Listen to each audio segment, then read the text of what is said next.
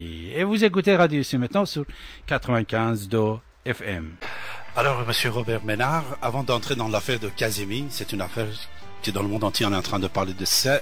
On va voir avec Reporters sans frontières. Comment est venue l'idée déjà créer Reporters sans frontières et pour quel but?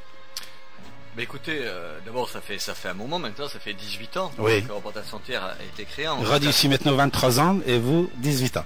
Voilà. En 85, donc l'objectif, il est quoi? Il n'est pas de défendre les journalistes parce qu'ils sont journalistes. Il est de défendre les journalistes parce qu'on le voit à travers cette affaire iranienne, sans journalistes indépendants, sans presse capable de contester un pouvoir, il n'y a pas de démocratie. Et ce qui se passe en Iran à travers l'affaire Kazemi, c'est la tentative, une fois de plus, de réduire au silence ou de faire pression sur ceux qui essayent de faire vivre une presse critique par rapport au, je dirais, au plus rétrograde des mollahs. Voilà l'objectif de Reporters sans frontières. Alors qu'est-ce qu'on fait concrètement? Vous le savez, c'est deux sortes d'actions. D'une part, tout un travail de protestation, intervenir chaque fois qu'un journaliste est emprisonné, tué, malmené, torturé, et ensuite apporter une aide concrète aux familles, à tous ceux qui peuvent, qui doivent les soutenir.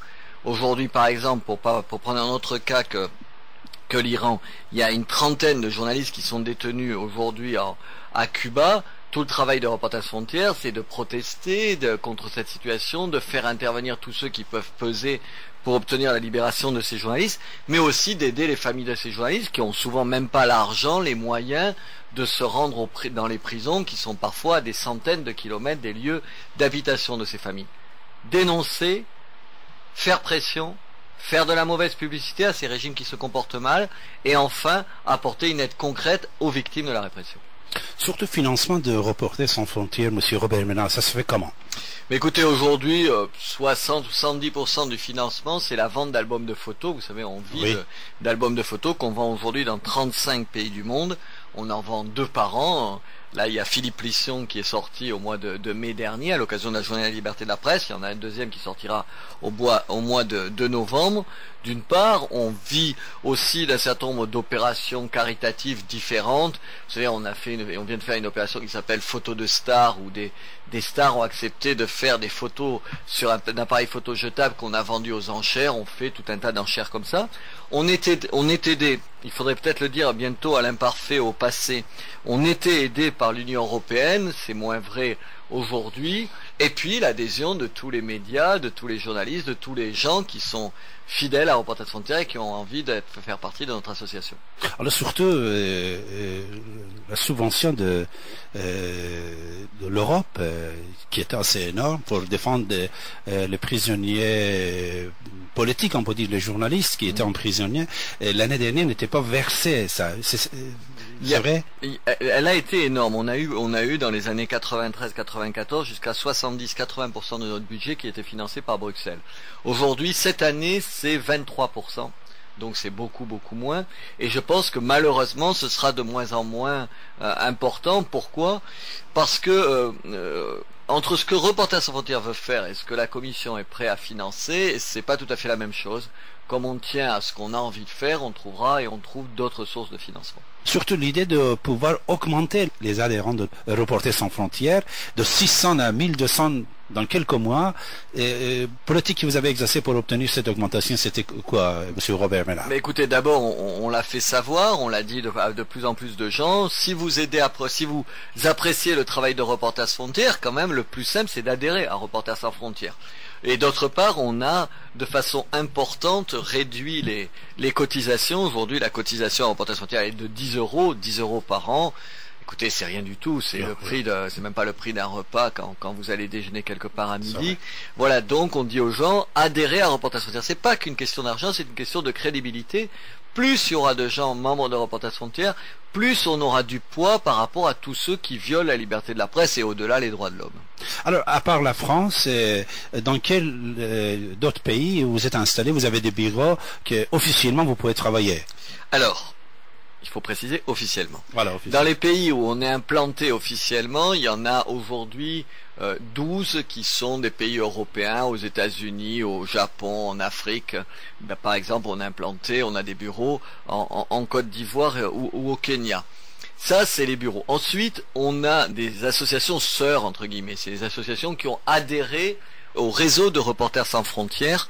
Ça va de, je sais pas moi, l'association de Periodistas en Argentine, jusqu'à la Fondation pour la Glasnost à Moscou, en passant par Journalistes en danger, qui est une très belle association, très efficace, en République démocratique du Congo.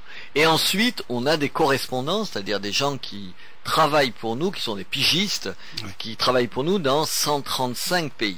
Mais là, attention, il y a des pays où c'est officiel, c'est-à-dire que les autorités savent que telle ou telle personne travaille pour Reporters sans frontières, puis il y a des pays où évidemment on se garde bien de le dire parce que ce serait mettre en danger la personne qui travaille pour nous. Par exemple, le correspondant de Reporters sans frontières, tout à l'heure je parlais de Cuba, vient d'être condamné à 20 ans de prison. 20 ans. 20 ans de prison. Alors, Monsieur Robert Ménard, quels sont les pays, sauf Cuba où vous venez de le citer, quels sont d'autres pays que Reporters sans frontières a des problèmes? Ah mais il y en a un paquet, je vais pas tous vous les citer ici parce qu'on en a pour un moment. Mais aujourd'hui les difficultés c'est quoi? Ça va je sais pas, qu'est-ce que je peux vous prendre comme exemple? La Turquie où on ne peut plus travailler parce qu'on a osé expliquer que l'armée avait un poids disproportionné par rapport à une autre démocratie. C'est l'armée qui fait la pluie et le beau temps aujourd'hui en Turquie et à Ankara. Donc là c'est un pays mettons où on peut plus se rendre. La Tunisie où depuis des années maintenant, officiellement par exemple, je ne peux plus me rendre parce que j'ai été déclaré persona non grata, en passant par tout un tas d'autres pays, alors je vais pas tous vous les citer, le Burkina Faso où on veut pas aller, Cuba on vient d'en parler, où il y a l'impossibilité d'y aller, où on n'a jamais de visa. Je vous prends un exemple pas loin d'ici, l'Algérie. L'Algérie officiellement, Reporters sans frontières peut s'y rendre, sauf que quand on demande un visa, on n'a jamais de visa. L'Iran, un pays que vous connaissez bien. En Iran, chaque fois que je vois l'ambassadeur ici à Paris, Sadegh Harazi, voilà, il ne cesse de me répéter mais que je suis le bienvenu en Iran et tout. Sauf que quand je lui dis mais écoutez très bien, donc donnez-moi un visa, parce que il me dit mais il faut que je le demande, je plaiderai votre cause auprès de Téhéran. Je sais pas s'il est un mauvais avocat ou si ce qu'il me dit n'est pas vrai. En tout cas, je n'ai jamais de visa pour me rendre en Iran.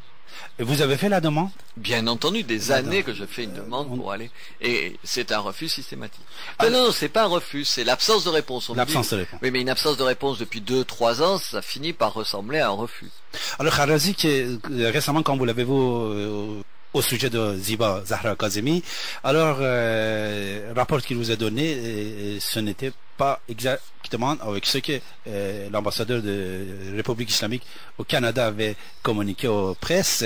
Vous, comment vous voyez toute cette diversité de réponses de la part de République islamique? Écoutez, vous l'avez entendu, on souligne dans le dernier communiqué l'ensemble des contradictions. Vous le disiez, alors que l'ambassadeur ici nous expliquait que Madame Kazemi avait été enterrée, au même moment, l'ambassadeur au Canada dit exactement le contraire en disant non, on l'a pas enterrée puisqu'on garde le corps si jamais il y a d'autres examens à faire.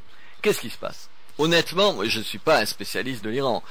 Il suffit quand même il suffit d'être un observateur, je dirais, un peu attentif de ce qui se passe à Téhéran pour remarquer qu'aujourd'hui, autour de l'affaire Kazemi, parce que c'est devenu, vous le disiez, une espèce d'affaire d'État, voilà. Autour de cette affaire, les différentes factions, les différents clans, les différentes tendances, vous les appelez comme vous voulez, qui se battent pour le pouvoir.